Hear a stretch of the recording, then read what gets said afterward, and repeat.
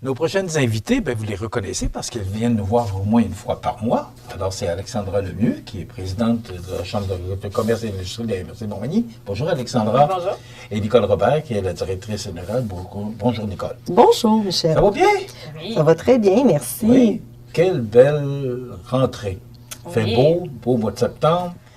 Des travaux un peu partout, mais...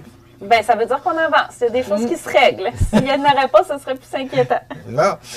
Alexandra, je commence avec vous parce qu'on en a parlé dans notre bulletin de nouvelles de la semaine dernière. Puis je l'ai commenté aussi. Hydro-Québec communiqué envoyé sur le plafond d'augmentation annuelle de la facture d'Hydro-Québec. C'est M. Legault, la semaine dernière, qui annonçait, qui disait que cassez-vous pas la tête, ce ne sera jamais plus que 3 pour le résidentiel.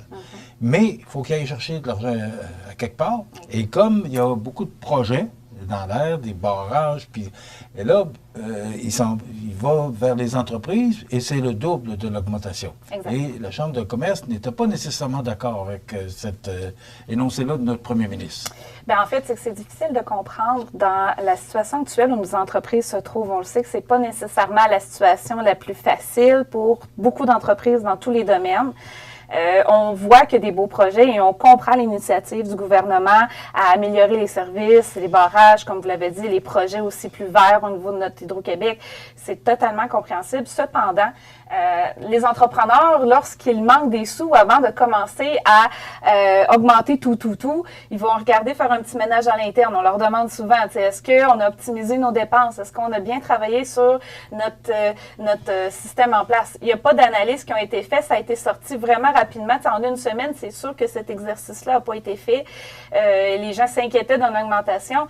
C'est bien de ne pas trop augmenter le résidentiel, mais il ne faut pas oublier que si on augmente tout dans le commercial, nos entrepreneurs vont devoir mettre cette augmentation-là dans les frais. Ne veut pas la facture va revenir au consommateur. Absolument. Donc, oui, on ne la donne pas nécessairement directement. Donc, le gouvernement paraît bien au niveau de son augmentation. Mais nous, on va arriver auprès de nos consommateurs. Nos membres vont arriver, puis tout va être augmenté parce que eux vont devoir le payer, ce 6 % à chaque année. L'argument qui a été sorti, c'est que les entreprises au Québec payent moins l'énergie qu'ailleurs. Je peux comprendre cet argument-là. Par contre, les entreprises au Québec payent beaucoup plus qu'ailleurs sur beaucoup d'autres facteurs. Donc, c'est ce qui les aide des fois à avoir Hydro-Québec, c'est un point d'aide pour dire, on peut aller chercher un taux intéressant en électrique pour faire de la production, pour vendre en masse. Entre autres, je pense aux entreprises manufacturières. Mais si on commence à tout le temps augmenter puis à se fier sur nos entreprises pour prendre cette différence monétaire-là, à un moment donné, mondialement, on sera plus compétitif du tout, là. Donc, il faut prendre soin de notre Hydro-Québec, qui est notre fleuron québécois de l'énergie, une belle énergie, mais il ne faut pas non plus penser que la poche des entreprises est sans fin. Il faut croire aussi, il faut comprendre qu'on va avoir de plus en plus de besoins parce que les voitures électriques, tout devient électrique. À un moment donné, on va avoir des besoins. C'est sûr qu'il faut s'attendre.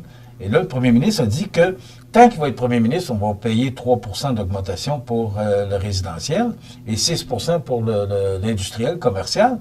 Mais j'ai l'impression qu'il va falloir que des organismes comme le vôtre qui soient aux aguets parce que j'ai l'impression, comme l'ex-ministre de l'Énergie, M. Fitzgibbon, qui nous disait qu'on allait passer à la caisse. À un moment donné, je pense que... C'est inquiétant, Alexandra. Oui, parce qu'on voit beaucoup de dépenses et peu d'analyse sur la vraie situation, sur le très long terme. Puis je pense que c'est ce qui est important. Il ne faut pas y aller à l'année. On le sait que souvent, malheureusement, au niveau du gouvernement, on voit ça aux 4 ans, mais c'est une très grosse machine, Hydro-Québec. Je pense qu'il faut aller chercher beaucoup plus loin que ça. Il faut faire une analyse sur 20 ans au moins pour être sûr et certain qu'on n'arrive pas à un moment donné devant un mur budgétaire puis qu'on arrive avec pas seulement les entreprises, mais le résidentiel, puis arriver avec un bagne d'augmentation parce que là, il n'y a plus rien qui fonctionne. Il faut en prendre soin puis il faut voir déjà à l'avant, je pense. Puis s'il y a des coupures à faire, on demande à nos entreprises de couper. C'est cette période-là, en ce moment, je pense qu'il faut aussi demander aux gens qui décident de faire le même exercice. Et actuellement, les temps sont un petit peu plus difficiles. On n'est pas en récession, mais les temps sont plus difficiles. Les taux d'intérêt ont commencé à baisser avec la Banque du Canada. Ouais. Ce sont des signes encourageants, mais ça va pas assez vite, à un quart de point par 2-3 mois. Ça va pas vite. Chaque augmentation doit être prise de façon délicate parce que ça peut être carrément un pied pivotant pour faire fermer des entreprises en ce moment, là où on se parle. là. Vous êtes vice-président de la Vitrerie LC, donc vous êtes une entrepreneur, vous savez de quoi vous parlez. Là. Absolument. On le voit à chaque jour, on voit comment est-ce que le marché se place, entre autres, si je pense au domaine de la construction. C'est très, très délicat. Ça en prend pas beaucoup. Il y a des gens qui ont vraiment peur. On voit des prix descendre, tout d'un coup, des prix remonter. Le marché est extrêmement instable au niveau des prix. Fait qu'il faut être très prudent lorsqu'on parle justement, pas juste Hydro-Québec, mais tout en général. Là, on voit beaucoup de grèves avec beaucoup de secteurs. Ça aussi, ça a un impact sur les coûts. Fait que je pense qu'il faut prendre des gants blancs puis bien peser le pour et le contre avant d'amener des chiffres comme ça. Alors, c'est pas du pessimisme, mais bien du réalisme. Exact. Voilà. Sondage, analyse des besoins et de la situation des entreprises de la MRC de Montmagny. Ça a l'air que ça va bien. Bien, je voulais faire l'exercice parce que, justement, on se rend compte que le son de cloche est extrêmement différent d'une sorte d'entreprise à l'autre. Donc, dans les entreprises manufacturières, c'est une situation. Le service au détail, c'en est un autre.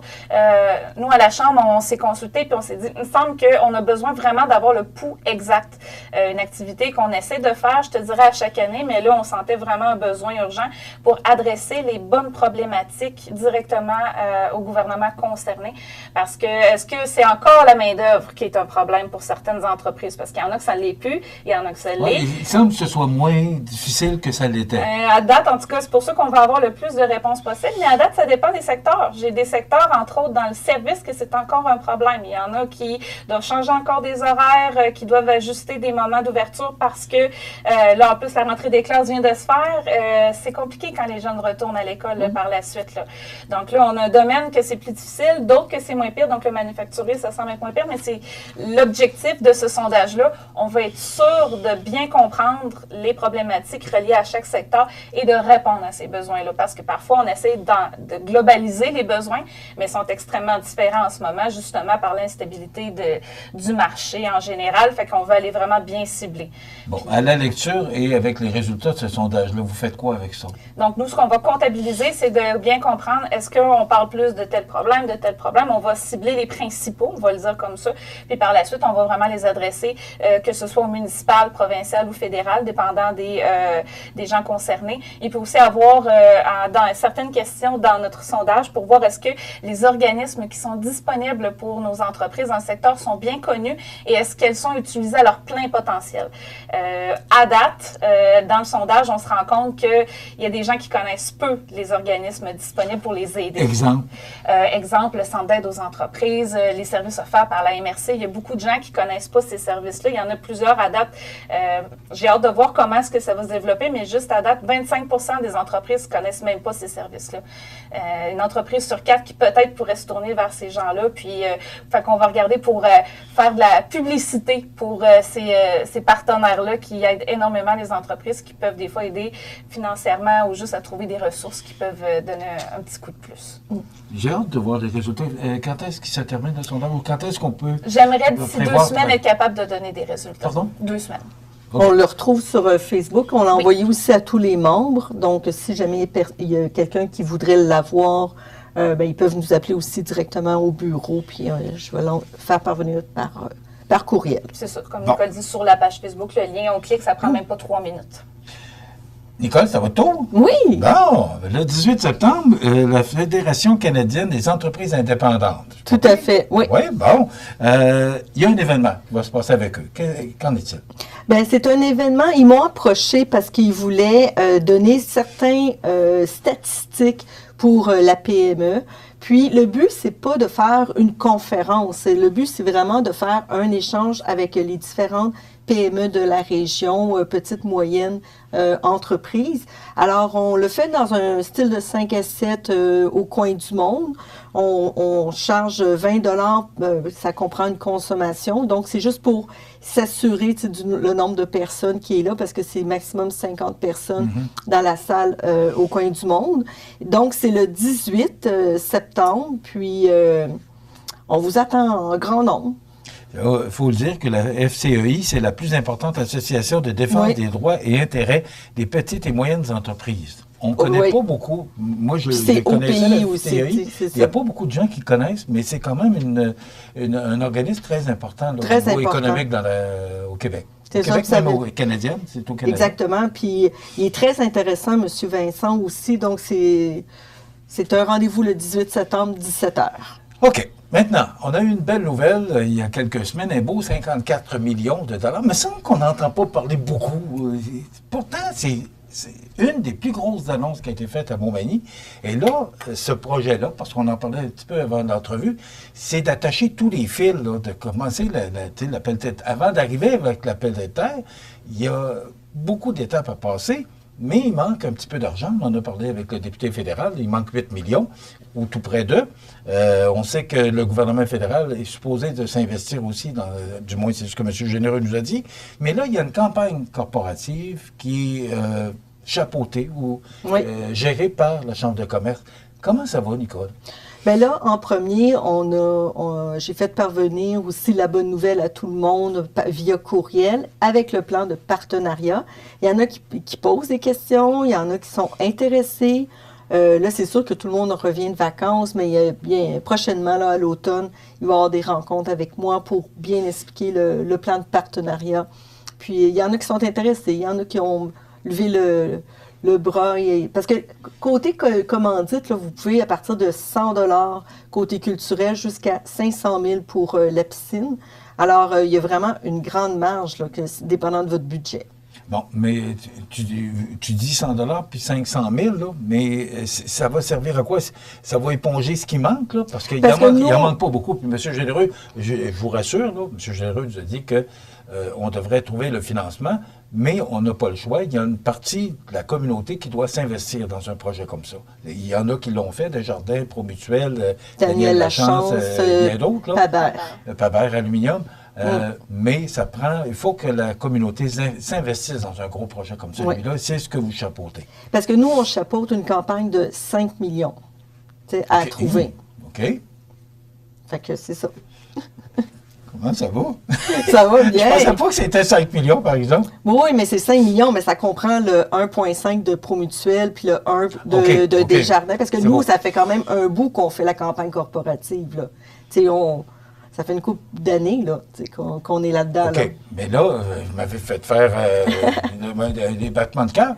Non, mais il en manque une couple de millions. Moins ce que Desjardins a donné, ce que Promutuel a donné, ce que Paber a donné, ce que Daniel Lachance. Là, la balance, vous cherchez des investisseurs pour compléter le 5 millions. Exact. Oh, ça me rassure. Bon, puis, c'est autant, moi, je m'occupe de autant le culturel que le sportif. Donc, tu sais, pour pas qu'on soit deux à cogner aux portes des entrepreneurs. Alors, on a le plan qui est vraiment très bien décrit, puis... Bon, vous êtes de concert aussi avec le Centre de services scolaires de la Côte-du-Sud. Tout à fait. Eux autres, c'est vraiment les porteurs de ballon du projet.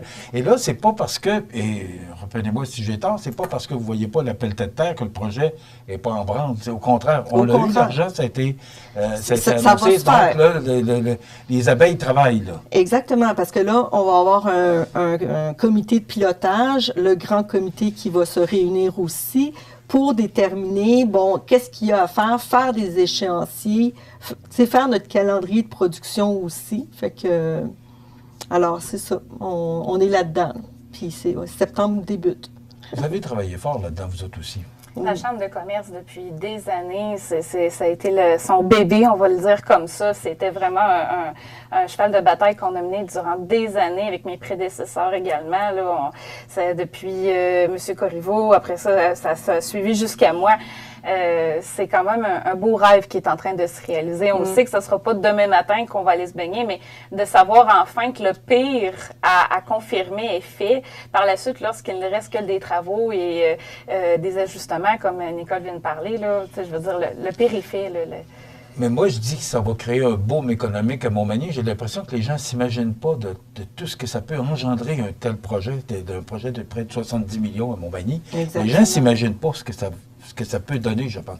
Seulement la visibilité que ce genre de projet-là et cette idée-là d'un concept qui inclut tous les niveaux pour avoir vraiment la santé durable. On répète souvent ce terme-là, mais c'est unique au Québec, donc ça va faire énormément jaser. Beaucoup de gens vont venir voir. On va enfin, je pense, voir moins de gens transférés dans les grandes villes pour pratiquer certains sports, certaines activités. On va pouvoir garder ces gens-là avec nous. Ils vont pouvoir par la suite grandir avec notre communauté, puis s'investir aussi. Je pense qu'on va avoir vraiment une belle situation là, dans les 10 prochaines années. Là, ça va paraître, puis on en est tellement fiers. Bon, puis on sait que Montmagny suit la tendance au Québec. On est une ville vieillissante. Et là, ça va amener de jeunes familles, ça va rajeunir la population. Alors moi, je trouve ça tellement positif. On va tellement en parler au cours des prochaines semaines, voire des prochains mois. Merci beaucoup et bravo pour le travail que vous faites. Nicole Robert, directrice générale, et Alexandra Lemieux, présidente de la Chambre de commerce et industrie de la MRC de Montmagny.